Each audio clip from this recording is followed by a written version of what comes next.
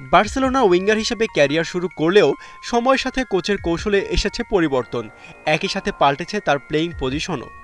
প্রথমে কমফোর্ট জোনের বাইরে খেলতে দ্বিধা থাকলেও এখন তিনি একজন অ্যাটাকিং মিডফিল্ডার ও গেম চেঞ্জার হিসেবে গুরুত্বপূর্ণ ভূমিকা রেখে চলেছেন ব্রাজিলিয়ান ফরওয়ার্ড রাফিনিয়া দিয়াজ বেলোলি। গেল লা লিগা ম্যাচে অ্যাটলেটিকো মাদ্রিদের বিপক্ষে ঘরের মাঠে ১৯ মিনিটের প্রথম গোল হজম করে বার্সেলোনা, তবে দিয়েগো সিমিওনের দল খুব বেশি সময় লিড ধরে রাখতে পারেনি। ২৬ মিনিটে বার্সাকে সমতায় ফেরান রাফিনিয়া। চলতি মৌসুমে বার্সেলোনার হয়ে ১১ ম্যাচে করেছেন ৪ গোল ৩ অ্যাসিস্ট। এখন পর্যন্ত রাইট উইঙ্গার হিসেবে করেছেন ৫৫ গোল, লেফট উইংয়ে ৫৩টি, অ্যাটাকিং মিডফিল্ডার হয়ে ৩টি আর রাইট মিডে ৩টি গোল।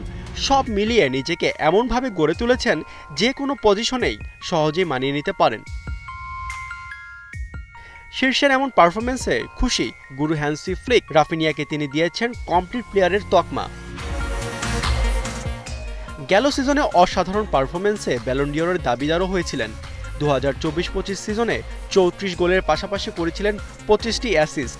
গেল সিজনের চ্যাম্পিয়ন্স লিগে সবচেয়ে বেশি গোল ও অ্যাসিস্টের খাতায় আছে তার নাম, ১৩ গোলের সাথে অ্যাসিস্ট ৯টি। শুধু বার্সেলোনা নয়, আনচেলত্তির ব্রাজিল স্কোয়াডেও বড় নাম রাফিনিয়া। নেইমারের ইনজুরির পর নির্ভরশীল প্লেয়ারের অভাবে ভুগছিল সেলেসাওরা, তবে অ্যাটাকিংয়ের পাশাপাশি মিডফিল্ডে আনচেলত্তির ভরসার নাম হয়ে উঠেছেন এই সেলেসাও। ভিনিসিয়াস ও রদ্রিগোর সাথে সমন্বয় করে মিডফিল্ডে দখল নেবার দায়িত্ব এখন তার কাঁধে। রাফিনিয়ার পারফরমেন্সে প্রতিপক্ষ কোচরাও মুগ্ধ। কয়েকদিন আগে এই ব্রাজিলিয়ানের প্রশংসা করেছিলেন দিয়েগো সিমিওনে। আমার খুব ভালো লাগে তাকে যখনই খেলেন, দেখার মতো অসাধারণ মুভমেন্ট ও মিডফিল্ডের সাথে সাথে অ্যাটাকিংও সফল ভূমিকা রাখে।